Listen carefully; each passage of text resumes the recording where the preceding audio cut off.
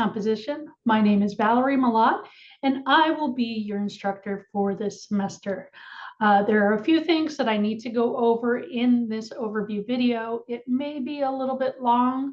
Bear with me. I just want to make sure that you understand everything regarding how I have set up our Canvas page, what my policies are, and that kind of thing. So let me share my screen here. This will take you to our homepage. This will be our homepage for the next couple of weeks or so. Once you're familiar with how things are set up, I will then switch over to the module view. So as I said, my name is Valerie Malott. You can call me Professor Malott, Valerie, Ms. Malott. It's really up to you, the level of formality. My contact information is here. I have a phone number. This is typically just text only. There shouldn't be a reason for you to actually phone me. I don't like talking on the phone. That's one of my peculiarities, one of my weird character traits, so to speak. But I'm happy to text with you, or you can reach me via email. My email is malottvj@ucmail.uc.edu. Please make sure to spell my last name correctly. It's 1 L, 2 T's. If you misspell it in the email, usually it'll pop up when you start typing in. You will usually get the correct email address, but if you are emailing from outside of your UC account, like you're using Gmail or something, I don't know why you would do that, but just make sure that you have my last name spelled correctly. Otherwise, it will go bouncing off into cyberspace, never to be read by me. There is also a link here to read a little bit more about me, what my background is, why I'm qualified to teach this class, so on and so forth. I've been teaching at UC for the last, well, this will be my 4th year, I think, since 2021, my 3rd year. I don't know.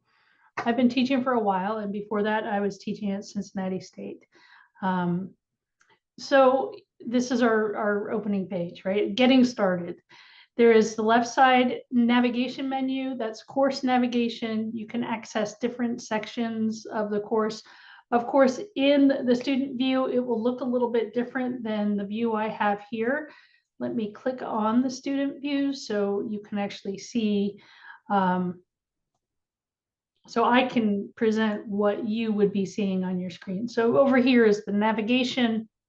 I have a few things activated for you: syllabus, modules, assignments, grades, library resources, a list of people in the class. That way you can get in touch with a classmate if you want to.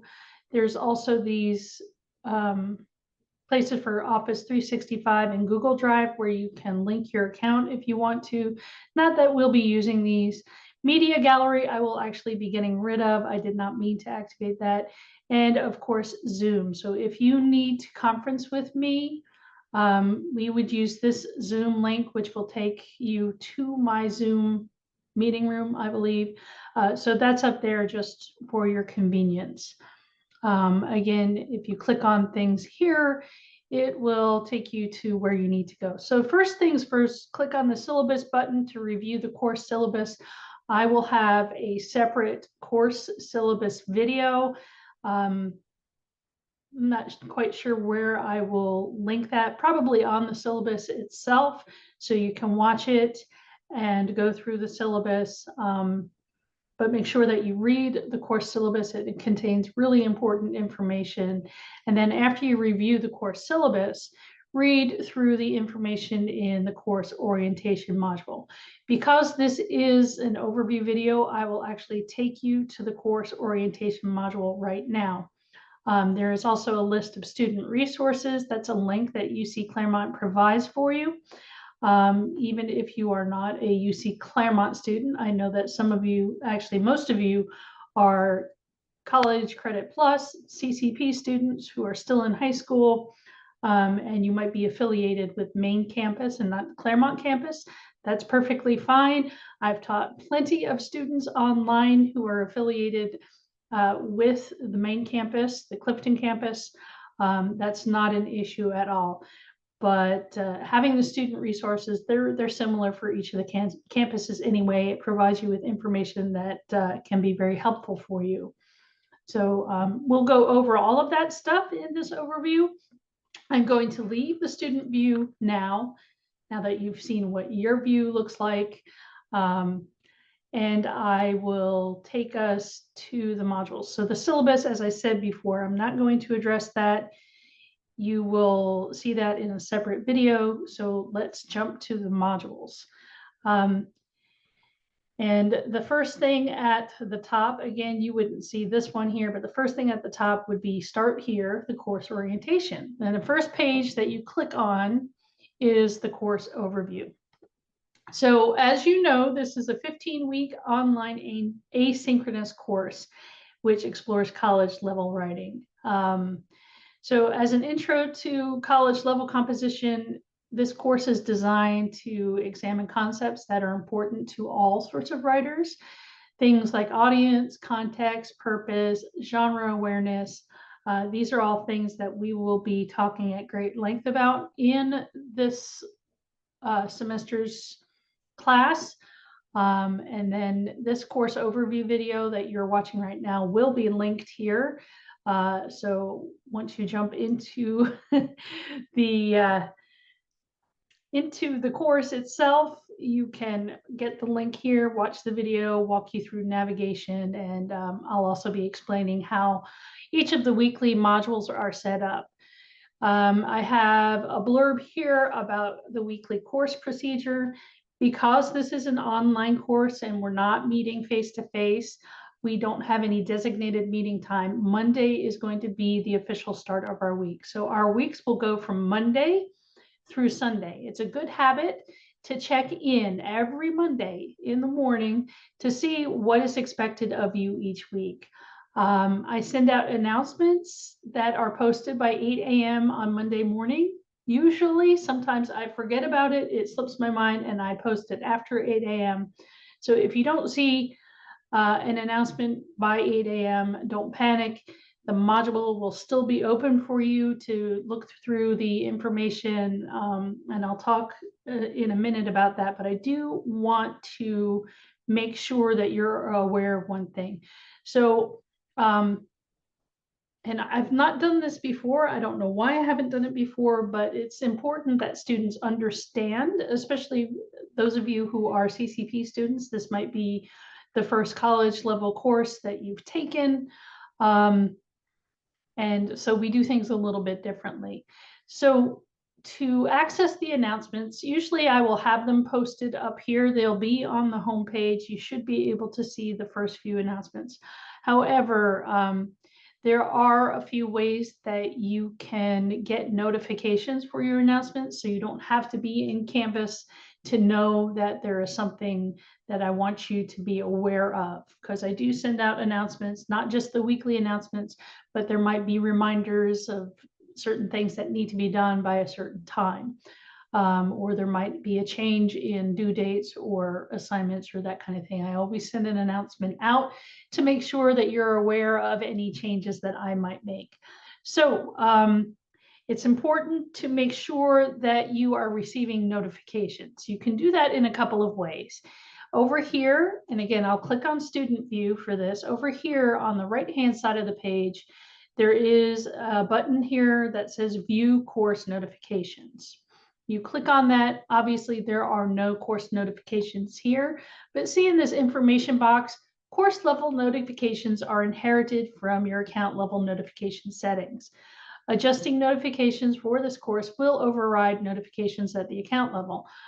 So you want to make sure that you have enabled notifications for this course. And you simply do that by toggling the switch here. The other way you can do it, and I'm going to leave student view because it doesn't let my test student thing open up in the account. The other way you can do it to make sure that you have the account level notifications is to click on the your little avatar right? You should have some kind of profile, either a photo that you've taken, or if you don't have a photo, it will usually be your initials, right? So if I didn't have a photo here, it would be VM for Valerie Malat.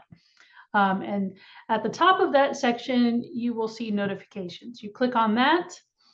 Again, you get these information blocks. If you get daily notifications, they're delivered at the end of the day, and weekly notifications are delivered on Saturday. So you can go through and customize what sorts of things you want for the account. You can also customize for each of your courses, right? So if you just want a blanket thing, like you don't want to receive a bunch of push notifications, you might want to make sure that notifications are turned off. But for announcements, it might be a good idea to activate push notifications. That way it will go right to your phone. You don't have to check your email. But if you're a person who gets really annoyed, or maybe you have to work during the day or something like that, and you don't want to be bothered with notifications popping up on your phone, you can make sure at least that you are getting email notifications. That, of course, means it goes to your UC email, so you will have to make sure that you're checking your UC email on a daily basis. So I do recommend the push notifications for announcements. That way you will get important information right away. You get notified immediately. So I just wanted to make sure that students were aware of what they need to do in order to have those notifications. Make sure that you're getting those notifications. Because I think in the past, I've had students, I say, well, I sent out an announcement, and they're like, oh, well, I never got it. And I say, well, have you checked your email? And I'd be like, no. So it's important to check your email on a regular basis and make sure that you have those notifications set up.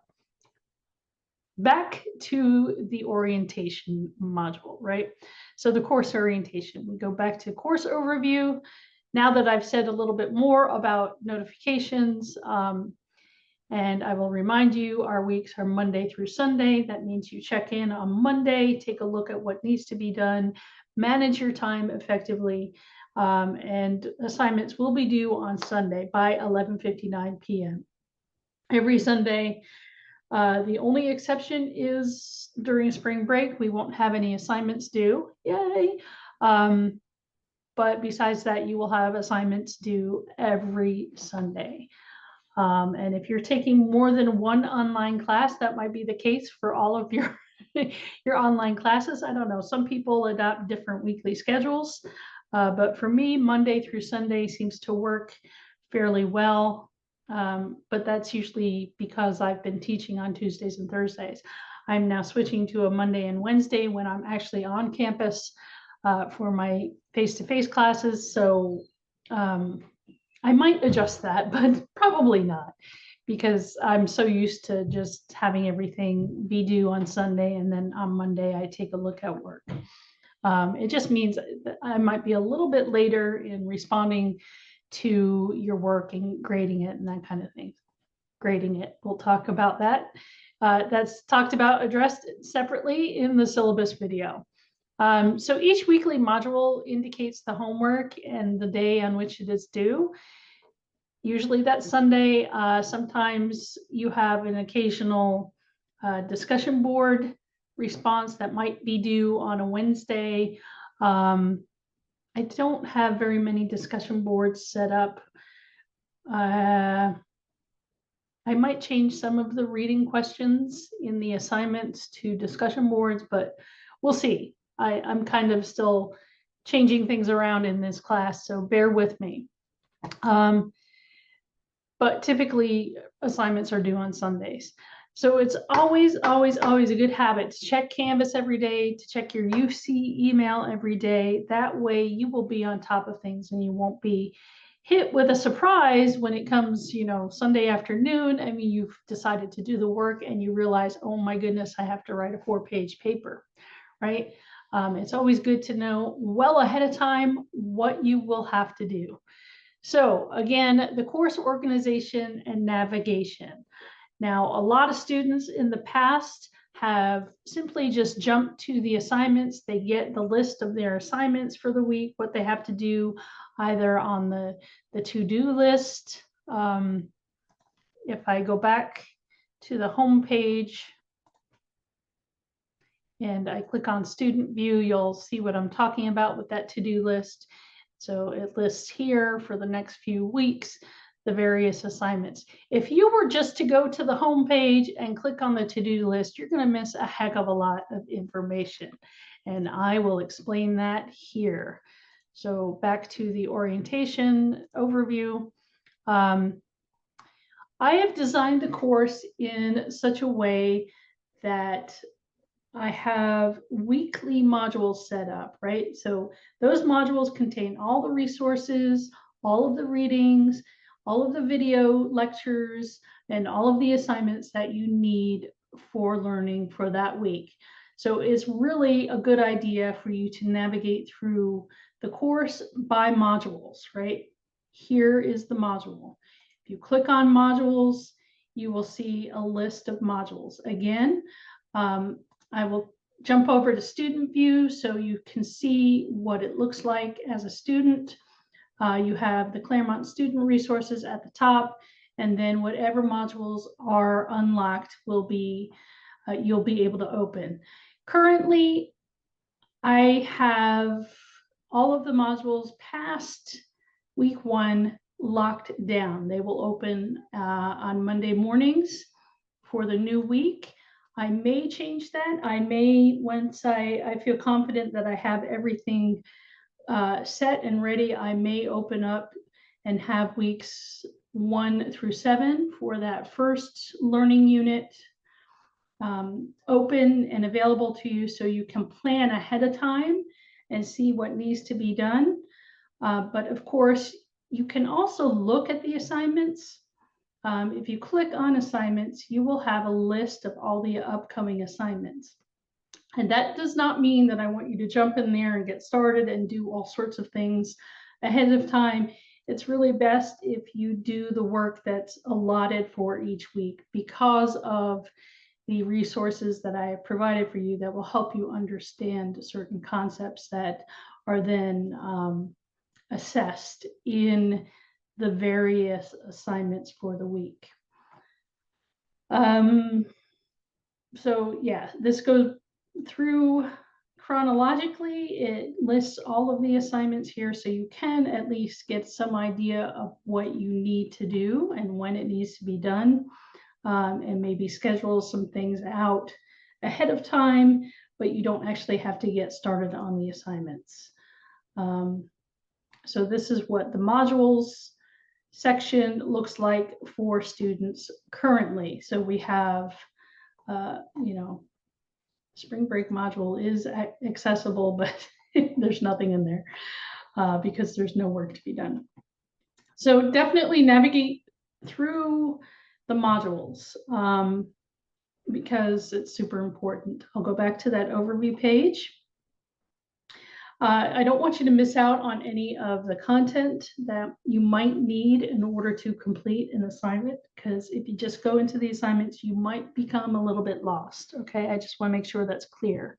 You can navigate through the modules by clicking the next button in the lower right-hand corner of the page, but you can also click on modules in the sidebar and click on each page in the module.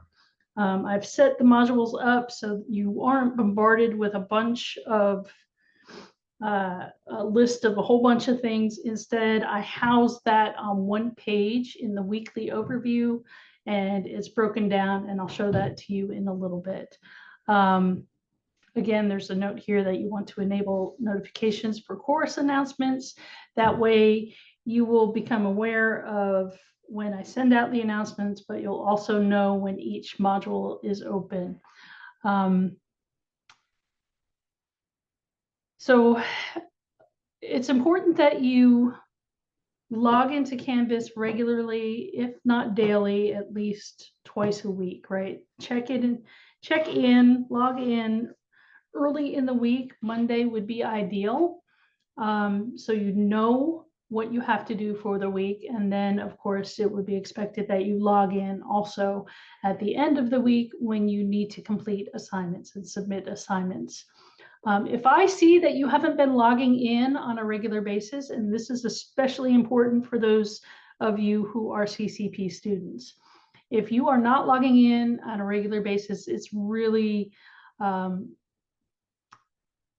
important to me that I get in touch with you and make sure that you're able to handle the coursework, that everything is going okay, because you are taking a dual credit class, right? So this not only counts for college stuff, but it also counts for your high school English graduation requirements. So a lot is at stake.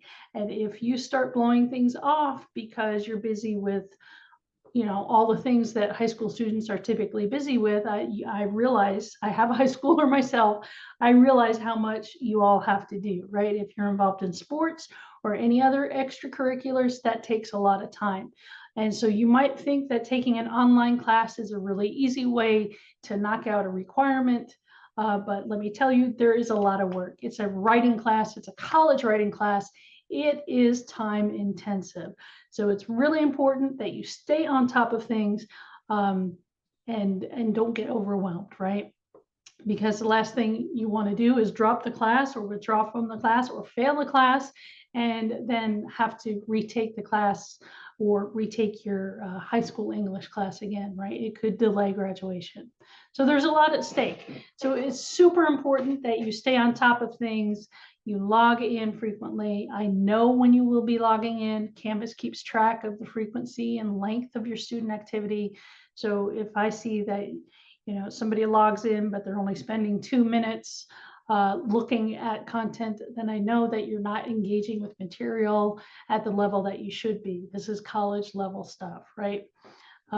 Some of the assignments are going to be super easy.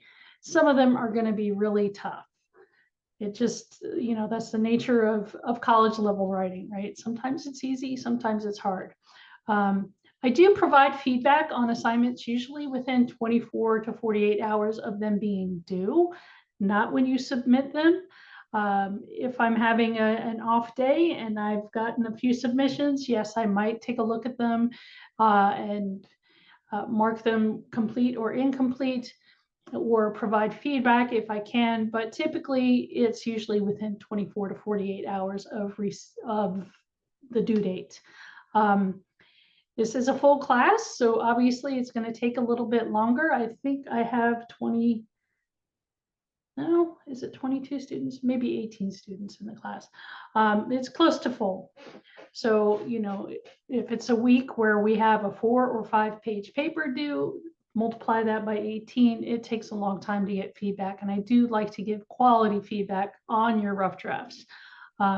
Your final drafts, I don't usually leave as much detailed feedback, but for your rough drafts, I do like to leave feedback so you can know how to revise and how to edit. I am not your copy editor, but yeah.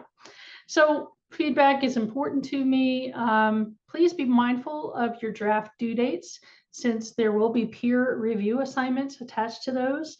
If you aren't submitting your drafts in a timely fashion, that affects your classmates, right? So it's just common decency to try to get things in on time. If not, then you need to communicate with me. Maybe something happened and you're unable to complete an assignment on time. I need to know. You must contact me. That is your responsibility as a student. And then we can make arrangements. If it's chronic or if you have unexcused late submissions, they're not going to receive high priority as far as feedback is concerned. If you don't care enough to get things in on time, I am not going to care enough to push myself and give you feedback in a very quick turnaround. So I have more on my late work policy in the course syllabus. You can read more about that and learn more about that. Time management, as I said, I've been hinting at this. Time management is really important. And it really is a key to being a successful college student and really a successful human being, right? I know that many of you have things calling for your time and attention if you are not a full-time student. I know that there's a majority of you are the CCP students, so you have lots of things calling for your time, and you're all taking a full load of classes, right? It's not your only class. And there's a lot at stake. So it's really important to manage your time wisely. And those of you who might be full-time college students, again, you have other things that are calling for your time, not only a social life, you may be working, and that kind of thing. And if you are a more mature student, you have family obligations as well, right? So we all have things that call for our time and attention. And I know that school is not the be all end all of your existence, that you have life outside of classes. But it's really important that you develop some kind of routine and help prioritize your education and make the most of your time. I'm a big believer in using physical planners, but I also use Google Calendar for a lot of things. I'm a mom of, well, I used to tout this all the time. I'm a busy mom of 7 children, right? But 4 of those children have left the house, right? I only have 3 of them left, and the youngest is 16.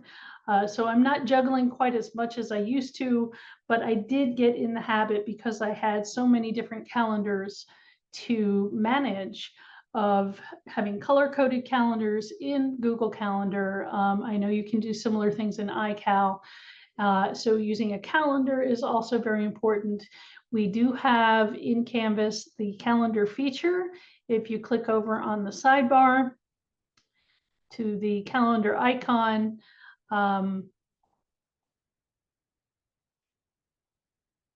why is that? Oh, there we go. I don't know why that was activated.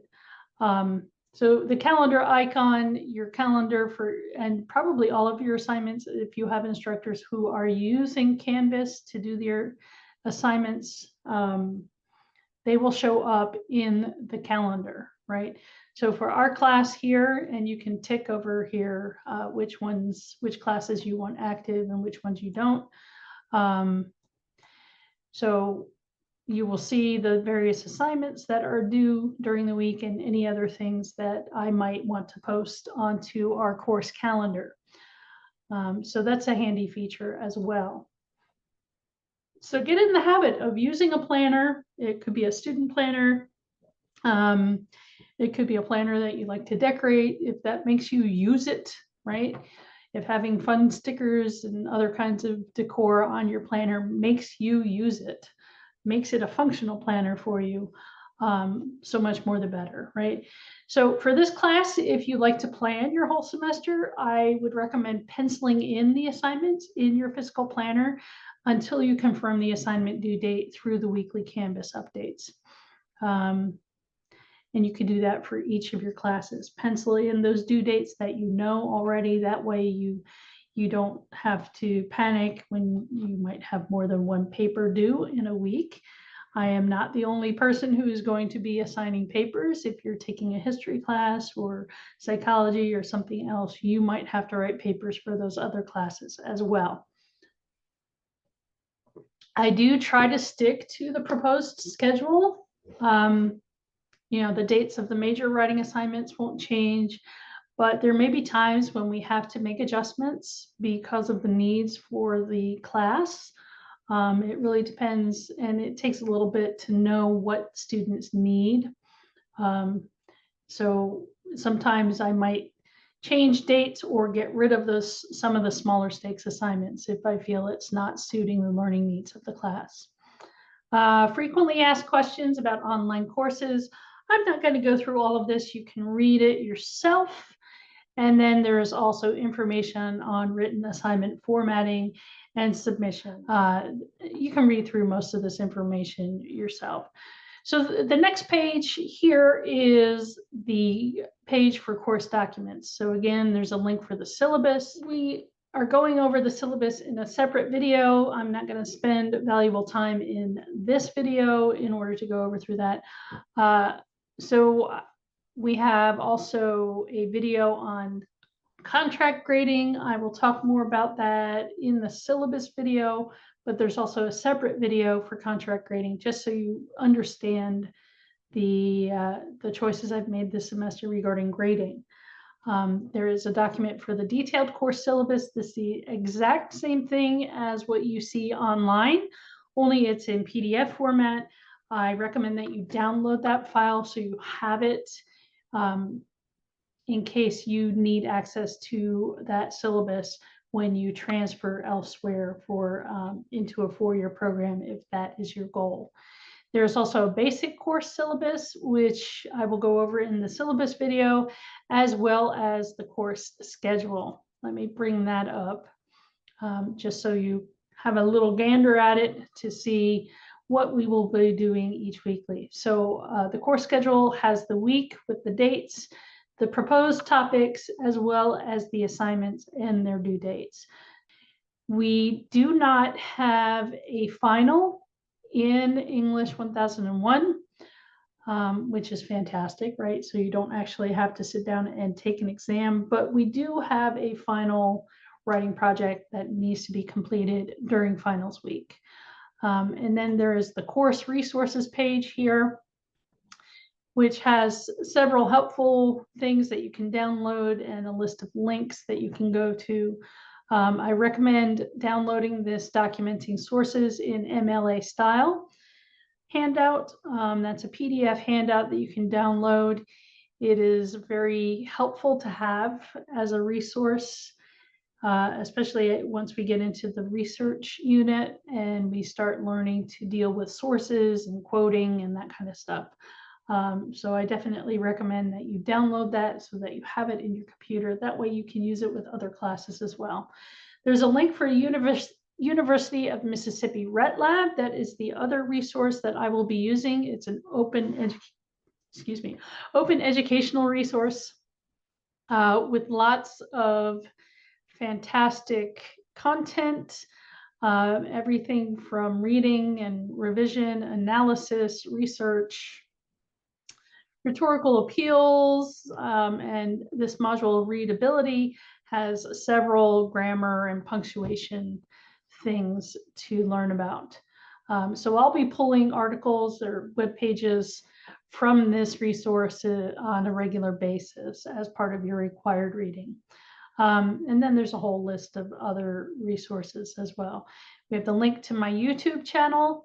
I will have a curated playlist for us with my weekly overview videos and any other relevant lectures that I've done. So you'll be able to go to that playlist and find anything if you need to have a refresher. My channel currently is not public, so you wouldn't be able to find me if you did a search for YouTube, but it is unlisted. So if you have the link to my YouTube channel, like I have provided here, then you will have access to all of my videos that I have on the channel. And those are all the videos that I have done since 2020, when we switched over to emergency remote delivery of our classes. Those videos, those early videos are from my Cincinnati State classes, but then I transitioned over to several of the UC classes.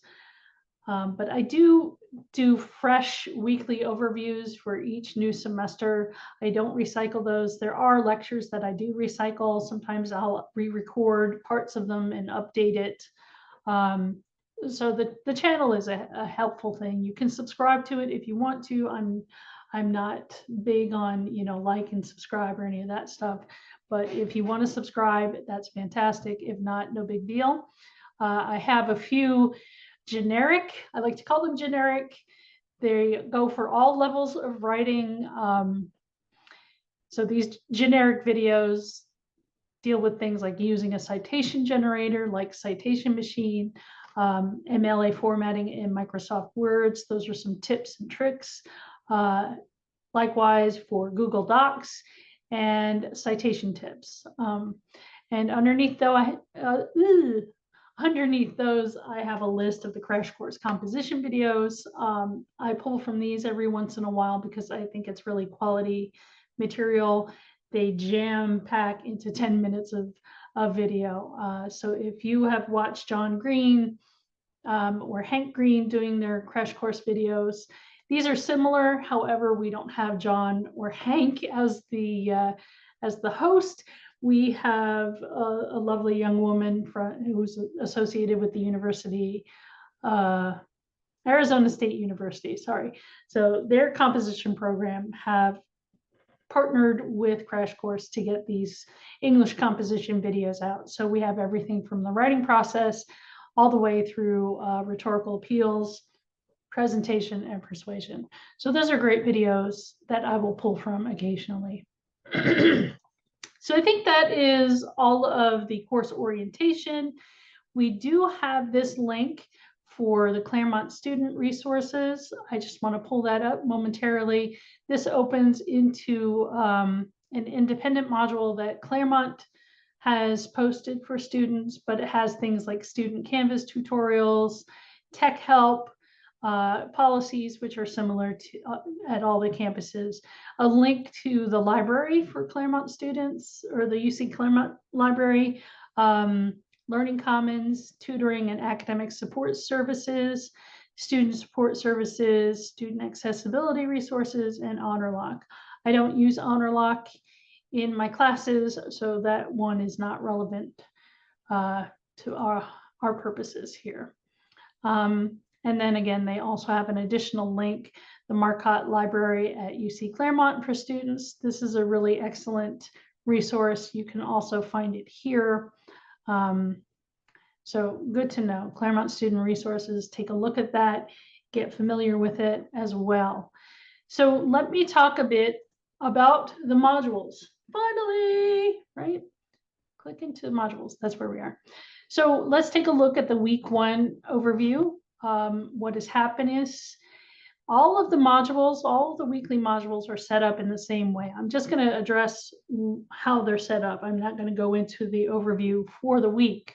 So they are all set up the same way. We have headers here that will help you to discern what information is being listed. We have general information for the week, and that contains the weekly objectives. Then we have readings for the week. Usually it's links to either PDFs or websites, and then videos that I would like you to watch for the week. So we have this week, I didn't do week 1 overview, the course overview, then I will have a week 1 overview, and I would like you to watch a video, an additional video. And then at the bottom, we have the assignments and the due dates. So these link to each of the assignments that you need to do for the week, and their due dates. So that's how the modules are set up. Each week looks the same. And as I said before, the rest of the modules are locked down currently, and that might change. I might have weeks 1 through 7 open once I have everything set and ready. I just have to double check links, make sure, because when I copy information from one course to the other, sometimes things are a little wonky. So I just want to make sure that I get all of that ironed out before I make the course live, so that you don't come up to something, you click on a link and it's broken or something like that. So there's just a lot of behind the scenes double checking of things, making sure that all my T's are crossed and all my I's are dotted. So I think that is it for this overview. Look for the weekly overview and also the syllabus overview, where I will discuss a little bit greater length the contract grading system that I have adopted this week. If you have any questions or you're confused by anything, please do not hesitate to reach out to me. Email me or text me at that contact number, and I'm happy to explain things to you in greater detail. Okay, so that is it. I am looking forward to getting to know each and every one of you. And good luck this week. Take care. Bye-bye.